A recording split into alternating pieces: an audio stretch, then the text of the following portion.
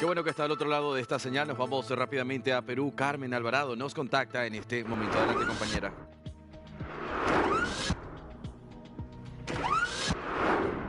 ¿Cómo estás, Andy? Muy buenas tardes desde la capital peruana. Seguimos actualizando la información y recordarás que hemos hablado hace tan solo algunos instantes de lo que ha significado esta resolución del Poder Judicial en cuanto se va a extender la prisión preventiva del exmandatario Pedro Castillo Terrones por 18 meses. En estos momentos yo me encuentro con uno de sus abogados. Vamos a entender bien el análisis y también por otro lado la defensa técnica, por dónde va, cuál es la mirada. Estoy con el doctor Walter Ayala, abogado de Pedro Castillo Terrones. Y permíteme por favor también comentar a nuestro auditorio que no está siguiendo la política doméstica del Perú, de que tiene otro abogado, William Pago Castillo. Y él ha dicho en algunos medios de comunicación de esta pretensión o eventualidad de la candidatura de Pedro Castillo Terrones con miras al 2026. Pero aquí con el doctor Walter Ayala parece que la situación es distinta. A ver, ¿qué es lo que está pasando? Doctor, un placer tenerlo a través de las pantallas de DirecTV para todo nuestro auditorio de América Latina. A ver, primero lo primero, ¿cómo entender esta vocería y la defensa técnica? ¿Cómo ustedes están organizados? Porque sale un abogado a decir una cosa y parece que su postura es otra. Buenos días. ¿Cómo está? Gracias por la oportunidad. El presidente Pedro Castillo en sí tiene varios procesos, ¿no? Creo que tiene proceso por ejemplo, rebelión, por organización criminal, tiene, por ejemplo, amparos, habeas corpus, tiene un caso, por ejemplo, por el uso del avión presidencial, otro por el nombramiento ilegal del exministro Carrasco, y también en temas internacionales. Y como tiene varios casos, un abogado no lo puede abarcar todo, ¿no? Yo estoy como abogado del presidente Pedro Castillo desde el año 2023. Él fue detenido. Al mes siguiente yo agarré su defensa, ¿no? Hasta el día de hoy, ¿no? ¿En qué casos concretamente usted? Yo lo estoy defendiendo en su restitución para el cargo de presidente. Presentamos una acción de amparo y presentamos un habeas corpus para su libertad. Y también hemos presentado una petición en la Comisión Interamericana de Derechos Humanos y también en la Relatoría de Detenciones Arbitrarias de la ONU, ¿no? Pidiendo su libertad, ¿no? Y aparte estoy apoyando en algunos casos penales, como por ejemplo el tema, ¿no?, de nombramiento ilegal, y también estoy apoyando, ¿no?, en el tema de rebelión, ¿no?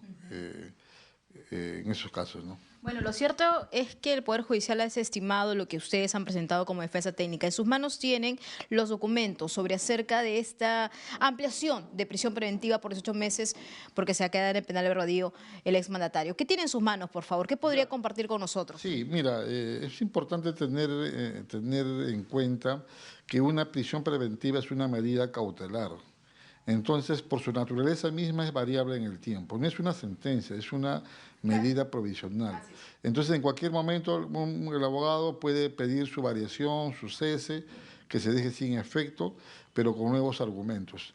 Lo que yo tengo en mis manos, por ejemplo, son 3 documentos muy importantes que ahora mismo, ¿no?, se va a tener en cuenta para pedir el cese de la prisión preventiva, porque en la resolución que dicta la Sala Suprema, el punto central para no dejar en libertad al presidente Pedro Castillo es el peligro de fuga.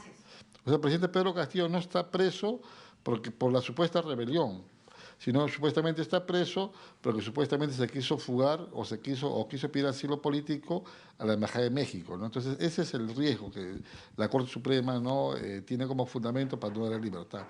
Yo tengo acá un documento oficial emitido por la Embajada de México, donde indica claramente que el presidente Pedro Castillo nunca pidió asilo político, nunca se quiso asilar en la Embajada de México, ¿no? Con este documento se cae toda, digamos, la tesis fiscal, porque la tesis fiscal radica en que Pedro Castillo, el día que salió de Palacio de Gobierno, con su señora y sus hijos, iba a la Embajada de México a pedir asilo, y lo cual ahora vemos que la misma embajada de manera oficial indica que eso es falso, porque él nunca pidió asilo político. Este es un documento muy importante, que es un nuevo medio probatorio para pedir el cese, ¿no?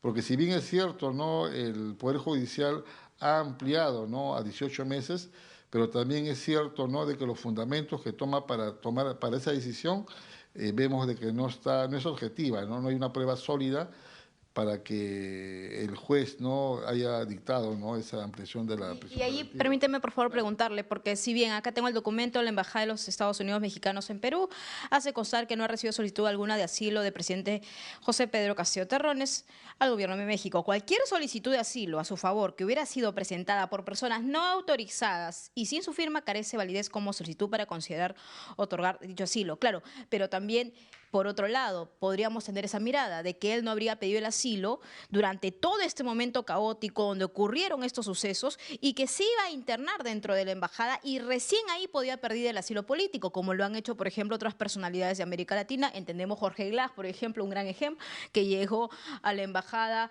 ahí de México también en Ecuador y luego de varios días recién pidió este asilo político. Claro. También pudo haber sido así de esa forma, ¿o claro, no le parece? Lo que usted dice es algo subjetivo, o sea, dice no lo que podría ser, ¿no? A base de una suposición no vamos a tener preso por una persona inocente, ¿no? Acá tenemos algo objetivo, algo materialmente escrito, donde el mismo país mexicano se ha pronunciado, ¿no? Y por último, yo digo, ya supongamos de que siempre estemos con la desconfianza, hay medidas menos gravosas. Si acá el fundamento es que el presidente se puede ir a la Embajada de México, pero puede proceder un arresto domiciliario, puede proceder un impedimento de salida del país, puede proceder tenerlo con grilletes electrónicos. ¿Por qué tenerlo preso?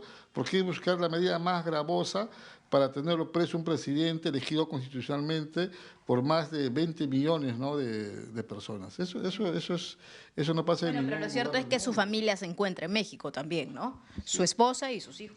Claro, que son... Bueno, yo leí una cosa a usted, señor periodista. Antes decían, pero la Fiscalía está denunciando, la Fiscalía dice que hay una organización criminal, y todo el mundo decía, si la Fiscalía lo dice, será por algo, pero ahora hemos visto quien encabezaba el Ministerio Público ahora está investigada por ser líder de una organización criminal. Prácticamente ha habido mucha persecución política porque el Ministerio Público, lejos de ser el guardián de la legalidad, hemos visto que está metido en actos de corrupción. Entonces acá, bueno, si a ti te están persiguiendo, ¿no?, yo pienso que la señora ha hecho muy bien, ¿no? Bueno, en todo caso, por sus palabras, ¿se podría deducir que el señor Pedro Castillo es un perseguido político en estos momentos? Claro que sí, eso no solamente lo digo yo. ¿Cómo es posible? Yo le pongo un ejemplo bien claro, yo sé que ustedes son periodistas, pero esto lo va a entender hasta un estudiante de Derecho. Yo le digo una cosa, en el Perú y en todas partes del mundo, para que exista un delito, la conducta tiene que estar previamente establecida. El que mata a otro comete homicidio. Tiene que haber un muerto para que digan que tú mataste a tal persona. Bueno, entonces, siguiendo la lectura, el intento de golpe de Estado nunca hubo. Para terminar la idea, el que comete homicidio mata a otra persona, tiene que haber un muerto. Y al presidente Pedro Castillo lo han metido preso por el supuesto delito de rebelión. ¿Y qué dice el delito de rebelión? Dice el que se alza en armas para derrocar a un gobierno democrático. O sea, ¿dónde están las armas? Ahora otros dicen, no, pero él no está preso por eso, sino está preso por el peligro de fuga. O sea, mira, date cuenta que por la subjetividad... El peligro de fuga es por la prisión, o sea, la prisión preventiva, ¿no? Es decir, claro, es el peligro procesal de fuga. Exactamente, está preso por eso, no por el delito de rebelión, porque esa causa todavía se está llevando a cabo. Existen medidas menos gravosas. Si realmente no quieren que salgas del país... impedimento de salir del país, arresto domiciliario. ¿Qué le parece? Seguimos analizando los documentos que usted ha presentado. Sí, muy bien. Acá, aparte del documento emitido por la Embajada de México, donde dice que el presidente nunca pidió asilo político, también tenemos una constancia laboral, en donde el director de un colegio de la UGEL de Chota está informando que el presidente Pedro Castillo tiene una plaza de profesor nombrado, y que esta plaza hasta el momento se mantiene activa esperando que él regrese para que comience a trabajar. O sea, él tiene, digamos, un arraigo laboral, ¿no? Ahí está el arraigo laboral y el arraigo domiciliario. Acá también tenemos un documento de domiciliario, constancia domiciliaria, donde es emitido por las rondas campesinas y también por el teniente gobernador del pueblo, ¿no?, de Chota, donde vive el presidente Pérez, donde tiene un inmueble constituido, ¿no? Entonces, acá vemos, ¿no?, que lamentablemente el presidente Pedro Castillo está preso cuando él no lo debería estar. Mi pregunta es, ¿cuál va a ser el próximo paso de su defensa técnica de Pedro Castillo? Claro, como el fundamento medular es el peligro de fuga, lo que vamos a juntar esos 3 documentos que te he puesto a la vista y vamos a pedir el cese de la prisión preventiva. Y por último, si el juez no le quiere dar la libertad a Pedro Castillo, al menos que fundamente por qué no le da un arresto domiciliario, porque te estoy diciendo de que el arresto, la prisión preventiva es una medida extremadamente gravosa y es la excepción a las reglas, ¿no? Sin embargo, vemos acá que la excepción lo están usando de manera general, ¿no? Y eso está mal. Muy bien, abogado. Solamente una última pregunta y algo chiquitito porque es lo que seguramente nuestro auditorio se pregunta. ¿Se va a lanzar o no? Porque, por un lado, William Pago Castillo dice que sí habría una posibilidad porque en estos momentos está Dina Boluarte en la presidencia. ¿Cuál es su perspectiva? Yo hablé con el presidente Pedro Castillo y él me dijo de que él sigue siendo presidente constitucionalmente y nosotros, yo cuando digo nosotros hablo de Pedro Castillo y hablo en persona y de miles de peruanos, millones de peruanos, no reconocemos a la señora Boluarte como presidente porque ella viene ejerciendo de manera ilegítima, ¿no?, esa función. Ahora, la ley y la Constitución prohíben la reelección. Claro. Entonces, él fue elegido para un periodo 2021 al 2026. Entonces, si nosotros buscamos su restitución, si nosotros estamos diciendo que él sigue siendo presidente y vemos que no hay reelección, entonces sería algo pues contradictorio que él postule. Ahora, lo que no queda, digamos, no descartado es que él pueda postular al Senado, porque eso sí está habilitado. Ajá. O pueda postular como diputado o de repente en la plancha presidencial. ¿Y en esa conversación con Pedro Castillo Terrones le ha dado esa intención o tal vez esa...? Él todavía no me ha dicho nada, pero sí te digo una cosa, que hay muchas personas y hay muchos grupos políticos que le van a buscar a diario el penal de Barbadillo pidiéndole que él haga alianzas con estos grupos, ¿no? No son uno y dos, son muchos. Están muy requeridos. Y son, digamos, no grupos políticos que diario salen en la televisión, ¿ah?